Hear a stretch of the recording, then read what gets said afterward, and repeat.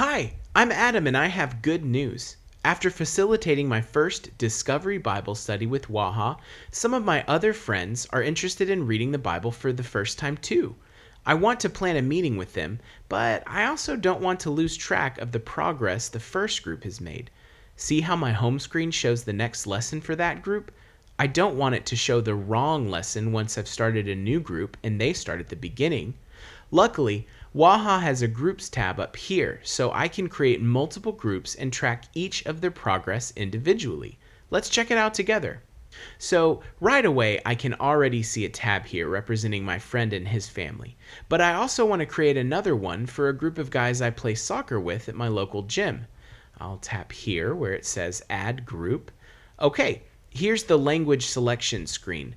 My soccer buddies all speak English, so I don't want to change that. Since it's automatically selected, I'll just press Continue down here. Looks like now I need to give this new group a name. That makes sense. I'll call it Soccer Bros. And it looks like I can choose an avatar too.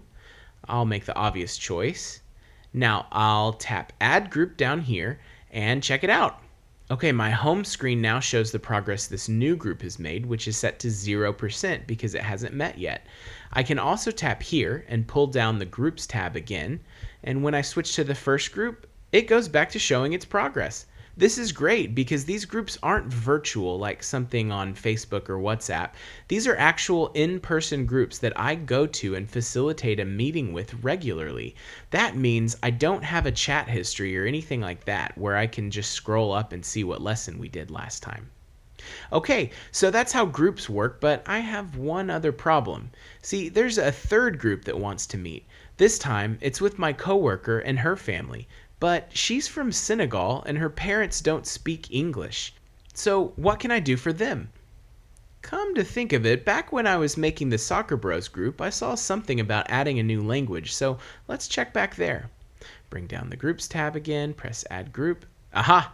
I was right! It says I can install a new language. Let's scroll down here and see what's available. Hey, there's French. That's what her family speaks. So I'll select that and press Continue. Yep, this all looks familiar. I'll give this group a name again. I don't know what avatar to pick, so I'll just go with this robot because he looks cool. Okay, it says installing a new language.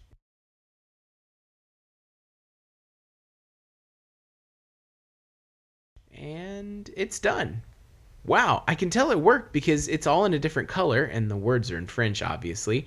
Let's see if I can switch back and forth between languages. I can, and it's super fast. I guess the language loading screen is something that only happens once the first time you install the language. Okay, so it looks like I'm ready to meet with all three of these groups. That was so easy. I can't wait to share with the people in these three groups how Waha works. I bet they'll be able to share it with even more people, and a whole second generation can start out of this first generation of groups. Wow, what are you waiting for? Why don't you get started too?